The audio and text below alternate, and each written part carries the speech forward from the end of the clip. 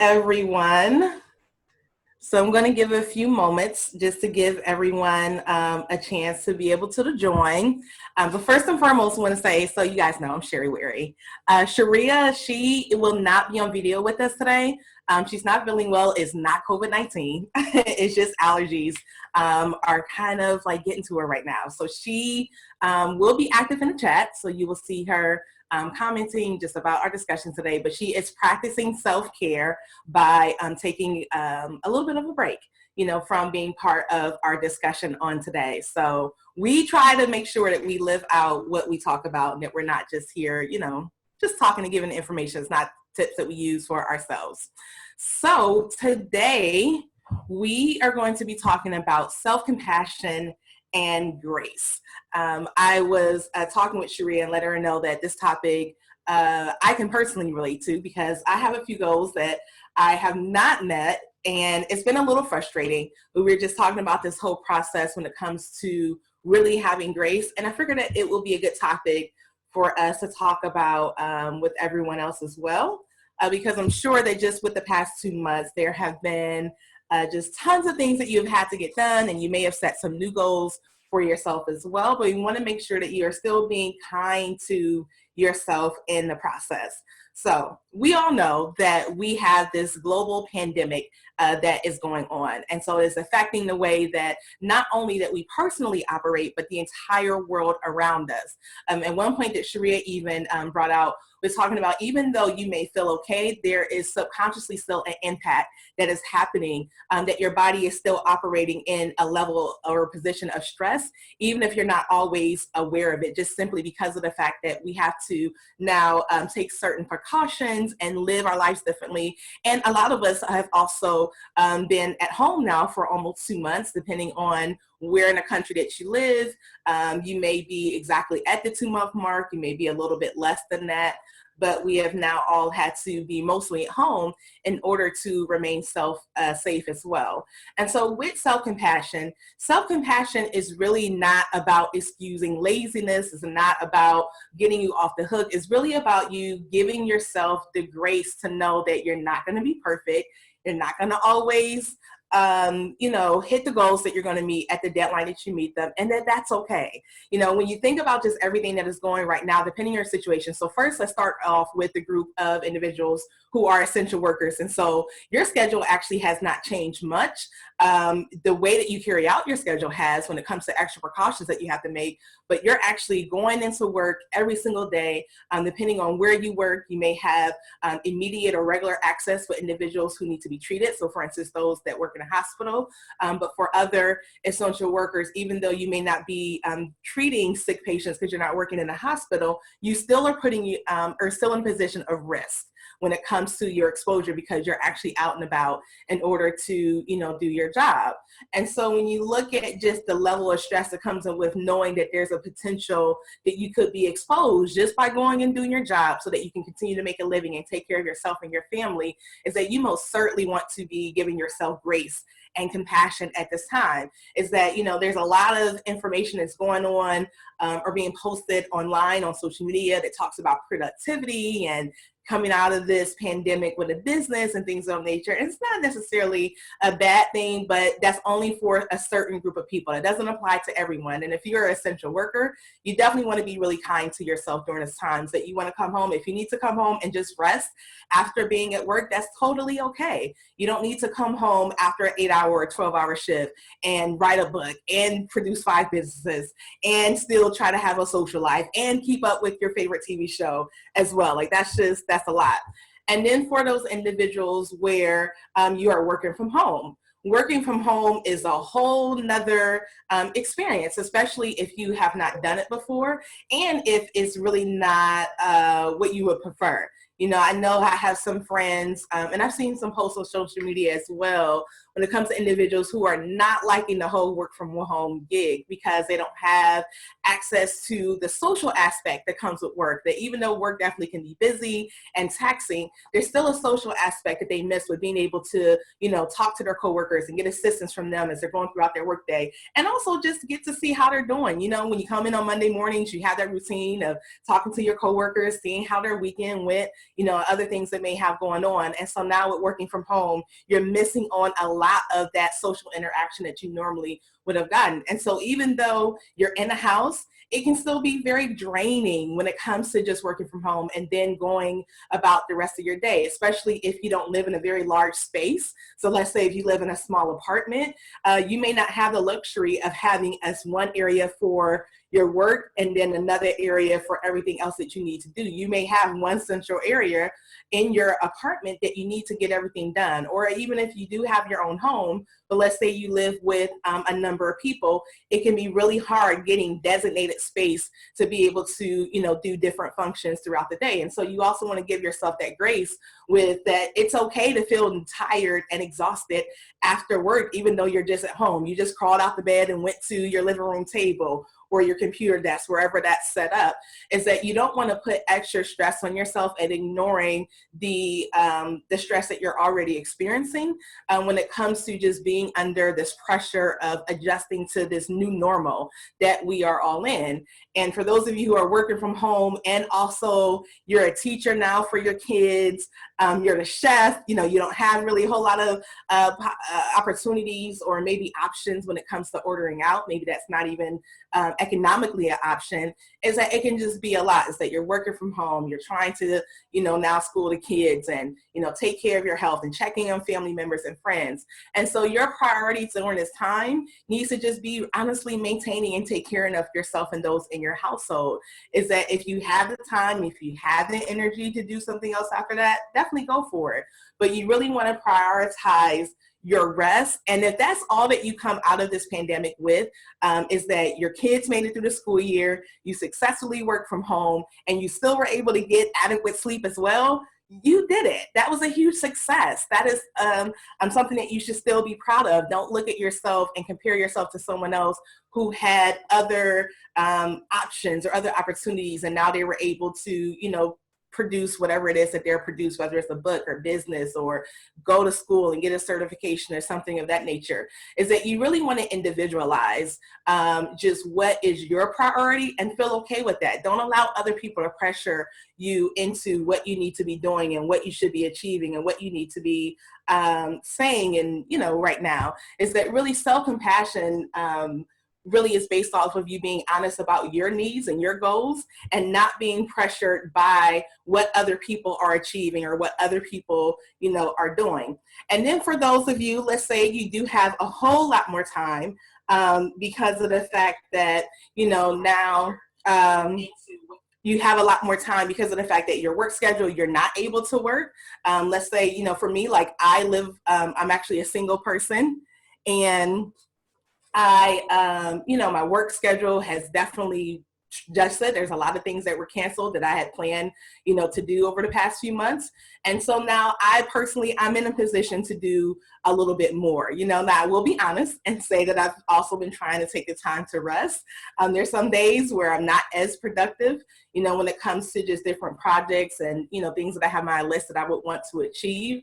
But to be honest, I'm also not trying to be the business guru and come out with 20 businesses at the end of this time, just because of the fact that, I do have extra time on my hands that were just not expected. One of the things, too, that I wanted to talk about when it came to self-compassion is when you don't meet your goals. And so for me, one of my major goals that I had that I wanted to achieve right now or during this time is actually with health, as I had some health goals when it comes to, getting more in shape and things of that nature. And just to be completely transparent, I have fell off, y'all. So it was tough because I was starting to make a little bit, of progress. And if you have watched any of the previous videos, they're like, hey, this was my goal. This is what I wanted to do. And I had already come to terms that I wasn't going to meet it, by my birthday, because that was like my original deadline. And so with that, I was disappointed, when I fell off, and then I started to actually see the results of that, of falling off. And I started to get a little bummed out about it. But then I had to remember, it's like, Sharea, like, this is different. Because in my mind, initially, I was being hard on myself because I'm like, Sharea, you have a whole lot more time available. Like before, your frustration with trying to work out was that it wasn't always easy because of your schedule, because you were doing this and that. And so now that a lot of those things, or all of those things have really been canceled and moved away, it's like, what in the world is going on that now I can't find the time, or not that I can't find time, I'm just not using part of my time to go and work out. And so what I had to do is even have that own conversation with myself and say, Sherry, it's okay. Like, there's so much going on right now. Not only in the world, you have some other adjustments you have to make. And I'm still trying to find my rhythm. Like the longer that this all goes on, I would say like the rhythm that I had in place initially in March is not exactly working from where I am now that we're May and we're like 2 months in. And so that's the conversation that I have to have with myself and continue to have with myself, is to say this, that like as this prolongs, as other things happen, whether it's with family members or with friends, is that my rhythm has to change and adjust. And so I have to make that adjustment, but then also just be willing to try again. And so the past week and a half, I am proud to say I've been back on, but it does kind of stink because, especially with working out and exercising, when you start to see progress, you get hyped because it takes so long to start to see that progress, but it takes like just a second, it seems like, for you to lose it when you just like fall off, right?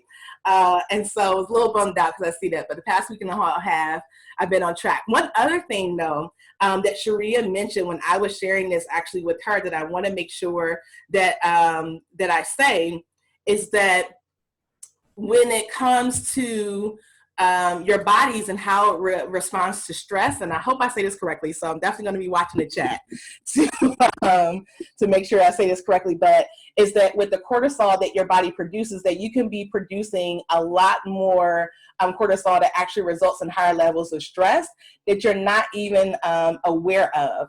And so when it comes to even though you may, for instance, feel okay personally, you still may be having like subconsciously experiencing stress, especially right now in the midst of this pandemic, that is actually going to be a challenge or a barrier that you're not 100% aware of when it comes to even losing the weight. And so with your body, if it's in a position of stress, is that it's going to be a whole lot more difficult to actually lose the weight. She also talked about hormone levels as well. Right, and so Sharea's actually going to jump in. I love it, Sherry. I swear. Try and look.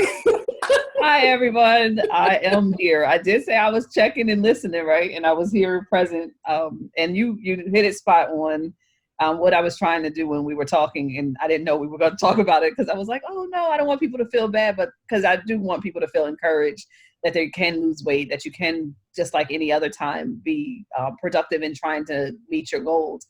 But I also want your self-compassion to include the reality that during a collective trauma, what happens is we have what is considered an increase of anxiety. And naturally, and although we're streaming in a gratitude group, I'm going to speak specifically to women's bodies. One of the things that happen is that we naturally produce stress within our digestive system, and our cortisol levels create almost like a bloated / weight gain level. And so our bodies are responding, even if it's subconsciously dealing with something new to it. So, right, the body speaks the story, right? And so when a person experiences trauma, any form of stress and distress, even if they're not conscious that their body is responding, it naturally is. And as a result, some of our goals like weight loss, drinking water and trying to stay hydrated, some of those things we need to be more compassionate to ourselves about, because the likelihood or the increased likelihood of the weight loss being harder is increasing, right? And so that doesn't mean that you can't lose weight during these times, but what it does mean is that if we just really consider that right now, our bodies are also experiencing this trauma. And as a result, when we experience trauma, our bodies need more time to heal. When it's healing, it means that it's only trying to work on dealing what it can face at the time. And that's just to relieve the stress. And so added stress of trying to lose the weight becomes even a mental cycle that starts to create this thing where I'm stressed because I didn't lose the weight. Now that creates stress and I'm not losing weight. And so just having that level of compassion for yourself that just literally says, look, I'm going to do this routine for me to be healthy. I'm going to do this routine for me to manage and maintain a level of health that is in my control in terms of what I eat, what I drink, what I make sure that I do for my body in this time. If I lose weight on that journey, great. Now, if you have a goal, I'm going to lose 20 pounds in 5 days, I really don't know what I can do besides tell you to just be more kind to yourself. But making sure you establish your health in this time is going to be more important than trying to just manage the amount of weight you might lose just based off of the body responding to stress and being distressed. So even if we don't call it trauma, our body still responds as if we're experiencing one. And so for us and people of color, specifically right now, with the level of increased violence against Black bodies, the level of deaths related with COVID-19 related to our cultures, Black and brown people having the highest rates of death, all of those things are in our minds, which are in our bodies. And as a result, that can also impact how our body is responding to the other activities that are taking place. So just be kind to you and be kind to yourself. And I do apologize for jumping in, but I did bring it up. And I wanted to make sure that I mentioned the entirety of it, just so that you don't hear it as saying that you can't lose weight. But I do want you to hear me saying that that may not be the priority of the purpose of exercising this go around. Might just be taking care of yourself and being healthy. And that being enough as you kind of constitute or deal with this journey like the rest of us. Make sense? Yes, absolutely. Thank you so much. You're so welcome. I apologize for jumping in, but I also didn't want you to feel like I couldn't support you because you were like, I don't know if I'm saying this right. Right, because I listen. I'm confident in the areas that are my that I have expertise in, but the areas that I know, and I'm not a fitness instructor. I'm not a doctor, and yes. So thank you, Sharea. You are so welcome. That. And ladies, gentlemen, as well. I definitely am here and present, but I'm going to turn my mic back off because I am practicing a form of self-care by resting while we're doing this. That's because I've had a longer day and my sinuses and my allergies are telling me I'm going to turn this mic back off. All right. But I'm in the chat. If you ask questions that I need to answer, I will turn back on. But I think Sherry is way more than confident in doing this. So peace. So there you have it, just great information. So really what we're all trying to say when it comes to this, especially when it comes to health, is that having this compassion, because there actually is scientific, clinical, medical information to back up just the challenges that you may be experiencing yourself. So don't just write yourself off as, oh, you're being lazy or you're not committed or things of that nature. Is that you really want to take a holistic view and just take it just one step at a time. You know, and when it comes to, you know, whatever goals that you may have, is that if you fall off, just go ahead, analyze, look at objectively, just what were the things that were a hindrance to you when it came to meeting your goal. And then once you have that, use that to now just create a new plan in the process. And so for me, one of the things that I've instituted is like, okay, let me change the time of day that I'm working out, is that maybe, you know, that will be helpful. And so I'm trying that out to see if that's going to be a better adjustment for me, where it's just like, okay, instead of me working out this particular time of the day, let me do something else. Let me try a new time that I normally would not have done and just see how that goes. All right, so when it comes to even talking about now going through this process, let's talk about the process of what you can do when it comes to even being objective and analyzing. Because again, you want to make sure that you're not being critical of yourself unfairly or unjustly critical. So that's this whole piece, again, why we're talking about self-compassion and grace. And so when you're looking at just why you did not meet that goal, you want to make sure that first you're in a positive mindset. Having a positive mindset does not mean that you're in denial about anything. Doesn't mean that you're like, oh, the sky is full of rainbows and unicorns if it's like stormy outside. Like, we're not talking about that type of positivity that ignores really what's going on. But you want to be in a mindset when it comes to that you're not giving yourself or having negative self-talk. So if you start off your time of being objective and analyzing what happened with, oh, let me find out why I messed up again because I always mess up. or let's figure out why I didn't meet my goal again, because I'm never successful in meeting my goals, or, I'm never committed enough to follow through. Those are things that are not really going to put you in a position to be objective. And it's going to end up making you feel even worse about the fact that you didn't even meet your goal. And so you want to make sure that you're in a position where you can say that, hey, even though I didn't meet this goal in this area, I'm still a great person. I still have, tons of skills and talents and things that are, that I do well. I am worthy of compassion, because that's, and I'll come back to that point in a second, but know that you're worthy of compassion, you're worthy of grace, that you're still valuable even in the middle of your process, is that your value is not determined or contingent upon how successful you are in meeting your goals. You are still an awesome, amazing person who deserves love and happiness and contentment, regardless of if you meet your goals or not. You're not less of a person simply because you did not meet a particular goal. So you want to make sure that you're in a mindset, again, where you're not beating yourself up when it comes to just what is going on. Another thing that you want to do is that now that you're in a mindset where you're, ready to be positive and objective, is that now you want to look at, okay, well, what was my goal? What was a process that I had in place for my goal? Okay, so, if you didn't have a process, that's the first thing that you can make sure that you put in place, is that, oh, you know what, I didn't have a process or a plan. So let me sit down and put a plan in place. If you did already sit down and put a plan in place, this is where you start looking at the different steps of your plan, and you evaluate what aspects of it worked for you and what aspects did not work for you. One of the things that you also want to be mindful of as you're analyzing your plan is to think about, with the plan that you initially put in place, did it take into consideration where you are now and the different things that you have experienced? So for instance, my health goals that I put in place, in January of this year, did not take in consideration that we would have a global pandemic and now be, and that I would be now at home, not working or anything for 2 months. Totally did not plan that out, and I'm sure none of you all did either. And so even though the original plan that I had in place may have been a good plan, life happens. Unexpected things have occurred that's now out of my control. So now I just have to put a new plan in place when it comes to the current circumstances that I'm in. And so when it comes to okay, I'm sorry, you guys are, notice someone just mentioned that the sound is a little muffled. Is that better?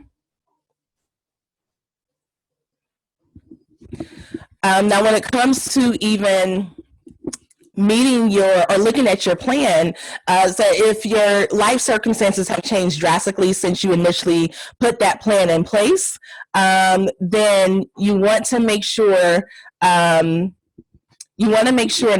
that you actually put a new plan in place that takes into consideration just everything that has occurred when it comes to, where you are in life now. Once you have now reevaluated your plan and you have now looked at, okay, these are the things that worked, this is how my life, these are things that did not work, this is how my life has now changed in regards to where I was, or in comparison to where I was when I initially created the plan, is that now is that you put a new plan in place that takes in consideration all those things. Now, when you're creating a new plan, you don't want to go to the extreme and now try to accomplish a goal, let's say in a month, that you initially tried to accomplish in 3 months or 5 months. Is that you're putting unnecessary stress on yourself. You're not being kind to yourself. You're not showing compassion when you actually decide to do that. All right. And so now that you put this new plan in place, taking the components that have worked, looking at where you are in your life now. Okay, great. So the sound is better now. Looking at where you are now in your life, and you are now taking and creating your new plan based upon the new circumstances where you are now going to begin to implement that plan. And so you want to make sure that your plan, that you can use the SMART acronym. So that stands for small, measurable, achievable, realistic, or specific. I always say the wrong thing with that acronym. It's so horrible. So it's SMART. It is specific, measurable, achievable, realistic, and a time frame. And so you take this big goal, you break it down into manageable or smaller chunks. so that you can now achieve, and you make sure that you have different measures in place so that you can track your progress and how you're doing, and you just get back and try again. And so the thing about it is that even if you have to try again, it's okay if it takes you a year to reach a goal that you originally wanted to do in 6 months. It's okay if it takes you a month to do something that you originally planned to do in a week. Just like you want to make sure that you are not harping on yourself so much when you don't get it done, is that yes, you can, again, be honest with yourself about what those barriers are that are preventing you from meeting that goal in your original deadline. But if you still meet that goal, it's still a success. The success is not less valuable, or the success isn't as worthy or as great of an achievement just because of the fact it took you a little bit longer to achieve it. So that's where that compassion piece really comes in, and just having the grace of having the grace when it comes to even achieving your goal. I'm sorry, I just saw a comment from Lisa saying, was January this year? Yes, January seems so long ago when it comes to now, just how things, are going with this, going through this whole like pandemic. Getting back on track. So you have your plan, you put this plan in place, you're using a SMART acronym, which is specific, measurable, achievable, realistic, and time frame. And now you just keep trucking along. And here's another thing to mention about even putting that plan in place, is that you give yourself the space when you're planning to not be perfect. Like, let's say if you're, so I keep using health goals because that's one that everyone can relate to, at least it's easy to understand. And that's just where I am right now. But for instance, I'm not going to put a goal in place to work out for an hour, 7 days a week for 3 months straight. Like, that's ridiculous because I'm already setting myself up for failure to not make it if I've gone from not working out at all to now I'm going to do an hour every day for 3 months straight. Like, that's not realistic. And so you want to make sure that even in your plan that you give yourself some buffer room, when it comes to just what you expect to do, what you want to achieve, and the goal that you would like to meet. And again, celebrate along the way. That's another aspect that you can connect even with compassion, self-compassion, and showing yourself grace, is that when you meet the little goals, or the smaller goals that you have that's attached to your bigger goal, is celebrate and be excited about that. Because the more that you celebrate, that puts you again in a positive mindset. I'm You hear crashing Sharea one more celebrating. again. I want to crash one more again, just Yes. because I know that health goal is what we talked about primarily today, but I want to give an example of a professional / productivity when it comes to this one, because I know for me personally and possibly others, that's a big deal when it comes to our jobs, or if we're working and also caring for our families at the same time, where you now are a teacher, a professional, and a spouse or partner, right? So you got multiple roles going on at once. And so a productivity goal, just in terms of making it smart, might be something as simple as, today I'm going to accomplish taking care of my child's homeschooling from 9 to 12. So instead of trying to make it the entire day is going to be mastered, I'm really going to master that one thing and be okay with that, and that being enough. And so you can do that also with work productivity, right? So I hope that most of our bosses are being flexible, but the reality is that some aren't. And if they're not, being able to be honest to what you can accomplish with the makeup of your household, right? And so if that means that you are the primary, a single mother, a single parent, and you are the primary person doing all the work, maybe you are not able to do 10 of your tasks that you would normally do at the office. Maybe you can only do 5. And that be your win for the day. But being able to start making your goals match the reality of your situation and your emotional state, right? So being okay with the fact that, honestly, I can do some things, but I don't have to do them all. So I just wanted to kind of give another example of self-compassion when it comes to productivity, because specifically that one, I feel like for me personally, when I'm listening to, because I've been doing a lot of trauma trainings for organizations and staffs and or employees. And one of the main things I'm hearing is that I can't get the motivation to do much more than what I can do. And one of those the conversations is setting SMART goals in a basic one moment of your day versus the entirety of the day, right? Right now, I'm going to accomplish 9 to 12 homeschooling. That's all I'm doing. I'm not going to try to do homeschooling, cook, clean, run a lap, take 10 walks, take the trash. I'm just going to just literally just do homeschooling. And then when that's done, I win for the day, right? So I've achieved my thing and I've made something that it shows progress, but it doesn't mean that I had to be a superwoman or superman. So I just wanted to give a different example to help. So checking No, in. that's good. Because in my head, as I was talking, I was like, I need to give other examples. But this is where, like, I'm one of the people where, again, have been affected employment-wise when it comes to, you know, the whole pandemic. So my focus is a little different. So definitely thank you, Sharea, for bringing that in. Because I was definitely, as I was saying, I was like, oh, I keep talking about health goals. No, and I think your goal is actually pretty relevant to most people anyway, right? Because that goal can also be a way to be compassionate to yourself when we get back to quote unquote going to work, and making sure that our health goals are reflective of what we can really accomplish versus what we might intend to accomplish. So being able to know the difference and being okay with the difference and being human within the difference. So I think for the last few days, my word has been self-compassion, self-compassion, self-compassion. Oh no, actually it hasn't just been that.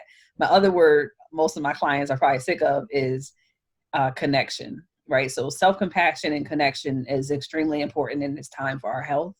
And if we can do that with a consideration of using the SMART goal, but bringing it down to a more reasonable goal versus how Lisa say January was this year. I don't know. I don't even know how my vision board lines up to this moment any longer, but I'm okay with that. Right. So being compassionate to you in this moment is important. All right. I think I'm back out.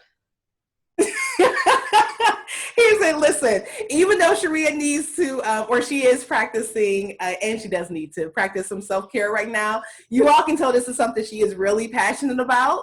So this is why she could not be 100% away, is that she really is committed to making sure that, you know, everyone is supported, you know, at this time. So talking about vision boards. So I actually have been thinking about redoing my vision board just because of the fact that this year right now just has gone in a way that I just didn't expect, and not being frustrated with it. So the reason why I was thinking about actually just doing a new one is that I wanted to have a way to be able to positively direct my focus when it comes to just needing to adjust to this year and just not being upset that a lot of things have been put on hold. You know, opportunities that I wanted to have, things that I wanted to achieve, is that some of those things have definitely been put on hold, and it's okay. It's that I can still come out of this year and see it as a success and still be productive and still have things that I'm proud of, even if that year looks a lot differently than what I planned in January. And so that's another way for me to even demonstrate, you know, self-compassion, you know, to myself as well, where it's just like, okay, yes, let's pause one, let's enjoy the fact that, you know, well, those of us that had a luxury to, let me say that, is that, you know, I know that I'm in a small or one group of people rather that's able to take advantage of this time of rest. You know, that's one of the things that I've been trying to make sure that I've done, is that it's not very often you're going to see something like this where the whole world is on pause, right? And so, you know, being able for me, since I do have in some ways that luxury of being able to enjoy the rest, is that I've been doing that. I definitely have been, you know, connecting with people and, you know, staying up past my regular bedtime. Although that's not when I can't do that too much. So I have to make sure I have to put that in check. But, you know, again, just instead of being on the go, like all the time, just going from one place to another, to another, to another, and then going to bed and then waking up and just doing it all over again, is that I definitely have been making sure that I'm not looking at this time of pause as a penalty. You know, where it says, or blaming myself, is that there's some things that happen in regards to, you know, where I am right now that was way out of my control. Like I personally cannot control the coronavirus. And so I then can't beat myself up because of the fact that certain things that I would like to do, I can't do right now. So for instance, when I was working, one aspect of my job that I really enjoyed was actually doing live workshops. And so just being able to see people's faces and get their reactions and to see when they have those aha moments and when you make those connections, is that I definitely miss that.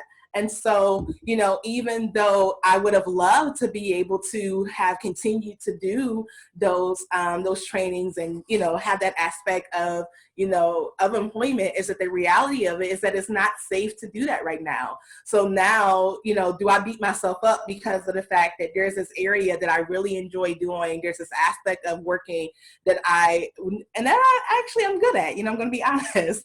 I am a good trainer, always looking to grow, but I'm also going to be honest about the fact that I enjoyed it because it was something that I was good at doing.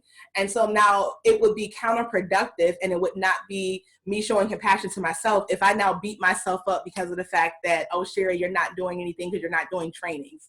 It's like, no, that's not really true. I'm not doing trainings because that's not the safe thing to do for anyone right now. And so now let me just direct my energy to other aspects, which includes, one, taking advantage of this time of rest that I have, and then, you know, working on other things like my health, or, you know, connecting with family and friends, or whatever it is that, you know, that I can do at this time while still making sure that I stay safe and that everyone else around me stays safe, you know, as well. And so, you know, with this time, everyone's life looks different. You know, what you can do and what you can't do looks different. But regardless of where you are, what positions that you're in, everyone can always use compassion and use grace and self-compassion.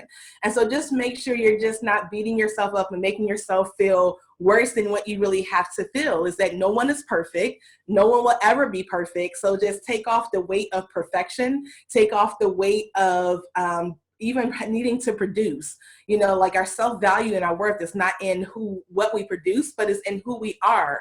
And so just you being the awesome, amazing person that you are is enough. It's not just the number of books you write or how many projects or proposals you get done during this time, or whatever it is. If you're still working, whatever the aspect of your job is, how many of those things that you get done, is that your worth is not in what you do, it's really in who you are.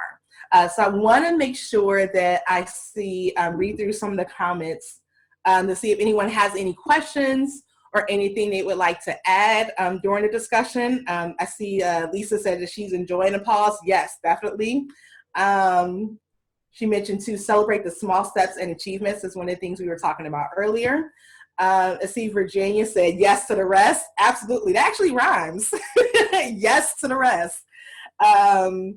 And so what else? Let's see. Lisa says that she's been focusing on some areas of her vision board, but not specifics, more so the spiritual, physical, and emotional aspects of it, but not all the specific goals that were involved. She's been taking baby steps. And that's really good. I mean, with it, because honestly, like, our emotional health and our mental health are so important, and our spiritual health as well, for those of you who are people of faith. And so being able to focus on those, if that's what you come out with, like, that's amazing, because having your mental, emotional, spiritual health, those things are going to put you in a position to be able to accomplish everything else from a place of wellness. You don't want to get to the point where you're achieving success from a place of brokenness, because now you're not even really able to one, enjoy the success, and in some ways the success that you're experiencing will be stunted, it'll be tainted if it's coming from a place of brokenness and not from a place of compassion, in a place of giving yourself grace. Wanted to go back to the point that Sharea talked about with connection, how that is really important as well. And so taking time to really connect with the people around you who uplift you and who love for you, who care for you. You know, so making sure that you are taking a moment to send that quick text message or to do the Zoom meeting. I know that people may be tired of Zoom meetings and other video platforms when it comes to work, because, you know, that's really the only way that we can really communicate, unless you're an essential worker where you're able to actually go into your workplace. But there's other video platforms as well. Like, there's one I found out about a few weeks ago called House Party. That's an interesting app that you can use. But there's other ways for you to be able to still connect with people and to see them. You know, even Facebook has a video option. There's Google Hangouts that you can use, or Google Duo, I think is what it's called. And so there's other things that you can be able to do to still get that connection and to do things that you're proud of, or do things that really make you happy. And so even when it comes to things that you like to do too, make sure that you're taking care of, like, hobbies and passions that you have that you can do, you know, safely. If there's that book that you wrote, that you purchased a while ago that you haven't read, you know, just taking the time to read that book. is that would be really great as well. And then maybe you can even start a book club with some of your friends. So that's a way to be able to knock out two birds with one stone, is that, hey, you get to spend some time with friends and loved ones or coworkers that you really enjoy, but then you can get that intellectual stimulation, which is also important to, making it through this time. And then you also get to, read the book that you've had on your desk for a while because there was just so much going on that you weren't able to read it. So there's other ways to be able to connect with others, connect with yourself, and to make sure that you are taking care of yourself. Again, we want to make sure that you are showing yourself compassion and grace. Sharea is saying, yes, rest and connect. So we are winding down with our time here. I want to make sure that we take a time just to go through our toolkit, our self-care toolkit. So we go through these every week just to make sure that you have them in the forefront of your mind so that you can be implementing them, on a regular basis and just taking care of yourself. So we already mentioned health. So you want to make sure that, you're being as healthy as possible. If you can get out, do a few 15-minute walk a day. You can try to choose healthier options, but again, having grace in that area, not expecting yourself to turn into like a dietitian in just 24 hours, just again, just doing the best that you can. And especially just being cognizant of the fact, depending on where you live, what options you even have near you as well. And so another one is rest. Is make sure, so we've been talking about rest a lot. And so rest, there's several different aspects of rest. So there's sleep. So you want to make sure you're still getting adequate sleep at night, getting 6 to 8 hours of sleep every night.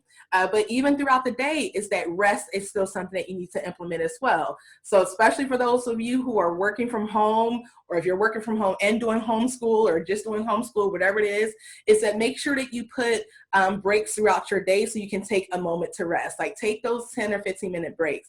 Like don't work 7 or 8 hours straight. Like that's not healthy at all. So still take a break from lunch. Still take, a 10 or 15-minute break in the morning, or however many breaks that you need. Make sure that you are putting those breaks, that you are scheduling those breaks just like you would schedule any other appointment or phone call or conference call that you have to do throughout the day as well. And during those breaks, make sure you actually break. You can, again, read a section of a book. You can just lay down and take a quick nap, or just lay down and just rest your eyes, just close your eyes and just be in the moment and just relax. You can do those things as well. But making sure that you're implementing rest throughout the day. Rest is not just sleep. It's also mental rest as well that you can do. What else have we talked about? We've talked about connection. That's another toolkit. So we did mention that earlier. We're just connecting with people that you love, people that make you laugh, people that you can vent to, who can support you, that you can support them as well. We have also talked about having boundaries in place. And so making sure that you keep boundaries, like healthy boundaries in place, so that you are not, again, overwhelming yourself. So when it comes to friends and family, is that you may need to actually limit the amount of time that you interact with friends or families or, other individuals who may be in a place that is not really, in some ways it could be toxic, but maybe they're just not in their healthiest place right now. And so you're not the best person maybe to always support them. So just recognizing that and not trying to be the savior. It's just that, hey, you can call and check in on them, but instead of, enduring that level of stress from talking and interact with them for like an hour, just have a short 5-minute conversation with them, or text them instead of calling them instead. This is actually the perfect time to be able to put boundaries in place with people that that you really probably shouldn't interact with them at all, or even maybe on a very limited basis. With this quarantine, we're not supposed to be, in large groups and going out and, going to places, and going to hang out with individuals in their homes, having parties, things of that nature.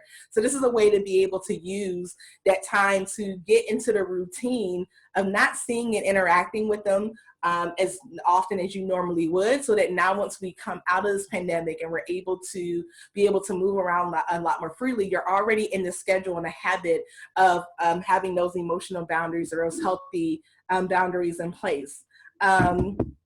When it comes to emotional boundaries, or having boundaries rather, we can also talk about social media boundaries.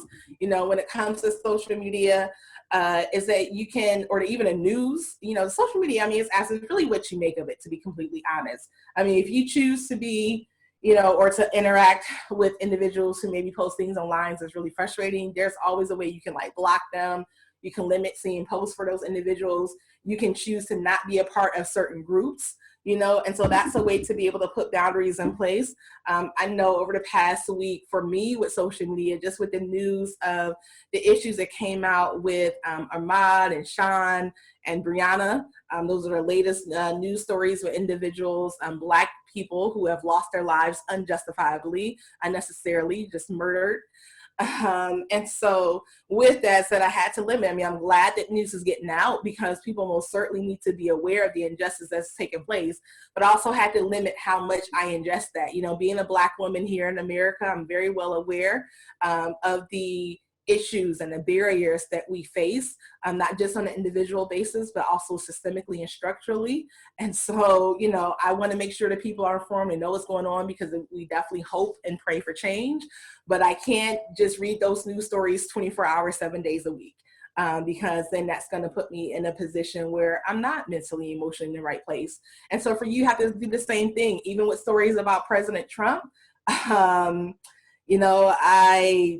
don't want to turn this into a discussion and go too deep in that, but I limit my exposure when it comes to just even news stories about him because I feel Me too. frustrated when it comes to, well, I think Sharea popped back in. Yes, I did. When you talk about the orange man, I have to say I have to limit myself naturally. I think one of the things that popped to my mind when you were just talking about the violence against Black bodies is that as a Black person or a person of color and or an ally, we can experience trauma in our bodies, and our responses to those things that we think are we're used to seeing, or we understand that we need to see it to help others to get exposure and we're enraged by, we have to also give ourselves the self-compassion in that area to know that because these are personal experiences for our community, it impacts you a little bit differently. And that difference could be an issue of trauma into your mind and in your body. And so being able to understand that also means that you can set boundaries. You can set boundaries with yourself related to how much of that exposure you can handle before it actually triggers other things or trauma responses within you that might get out of your control. So for example, for myself, I know that I'm not able to watch the videos. We talked a little bit about this last week in our introduction to the videos, but I really just wanted to make sure that we know that our self-compassion for as people of color also increases in this moment of trauma, because if we don't do it, we actually run the risk of almost being hyper alert and being enraged, and our bodies not being out of our controls with the types of responses or trauma responses we might have, right? So then we start negative behaviors, hurting ourselves or others, things that we may not realize are as a response to our exposure to those traumas ongoingly. So even though we know that this happens, we know that it happens multiple times in this country, we also need to know that it has an intimate experience on you as a person of color, specifically Black and brown people who are able to see and identify themselves in those who are being harmed. So acknowledging that is one thing, but also recognizing that it also means that your body will respond to it. And how do I take care of myself when it does respond? How do I take care of myself? So some of the things that I talk about with other people, trainings in trauma, is about how do I self-soothe? How do I make sure that not only do I express my anger and my frustration through social media posts and other things, but how do I also know that tonight I need to take a bath and just meditate on the fact that today my sons were safe. I may not know what tomorrow leads, but I know that today was, right? So then I'm grateful and gratitude. Today, my prayers are with the families of each and every one of them who have lost their lives, right? So some of those things are for the others, but they're also for yourself. And they're also for your inner experience that you may be subconsciously doing or dealing with without knowing. So I just wanted to make that point, knowing that it's an ongoing process to navigate this world as a Black person, specifically Black person in America, right? Knowing that that's an ongoing process in general when it comes to trauma, just being very aware that finding tools to help self-soothe you in moments of distress is as important as air for us in this country. So Absolutely. You guys are getting those good tips. This is why you have to tune in every single week. You guys are getting really great information here because, again, you have the expertise, the background of Sharea, you have the passion, of both of us. And we're in this together. We're not sitting up on the mountaintop, not being affected by what's going on. It's that all this information is birthed out of our own experiences and daily experiences, that we're in this with you as well. Drinking water. That's another tip that we talked about. Making sure that you're drinking adequate amounts of water every single day. I know for me, being a person that is like, water is not my favorite drink. I have to spice it up sometimes and, add like a lemon or a lime into it. And so that helps, just having just, a different flavor to it as well. So making sure you're drinking water, making sure that you are taking care of yourself. So we hit on kind of like the spiritual, if you're a person of faith, just making sure that you're connecting with your faith communities, in the way that you can. So whether that's online or again through text messages or phone calls, just finding ways to be able to connect with those, who are able to support you from that aspect as well. So I think that is all of the tips that we usually go through. Sharea, you can let me know if there's something that I missed. no, you got them. You did good. No, I just jumped on for the racial trauma. I just wanted to make sure that because I know right now how I feel, so I can't imagine that more people aren't feeling that way. And when I have a few skills that I can go to self-soothe, and without them, I don't know how in this day and age I would survive with the level of exposure to the ongoing attacks on Black bodies. So yeah, it's definitely, it's frustrating is like an understatement. It makes me angry, it makes me hurt, just all those types of things. And just like, I always just think about just the families where it's like, I'm so thankful to God that I don't have like a family member or anyone that has happened to, but even though those are not my family members and I don't know any of the victims personally, it feels like I do because of the fact that, I know that it could be me or it could be my family member or my friend. And well, so think about, oh, sorry. I'm sorry. I didn't mean to cut you off because I was just going to say, think about it almost as if it's terrorism. And exactly. When I say terrorism, think about it in this, in the fact that it may not impact you directly, but it always impacts you regardless, right? So it may not have been your story, but it's a shared experience because that could be your story, and you could know it intimately because of things that are out of your control, right? So you didn't ask for the country to have systematic racism that has now started to play out or continue. Let me say continue to play out within the oppression of your people. However, it is happening. And as a result, you are going to be impacted and affected.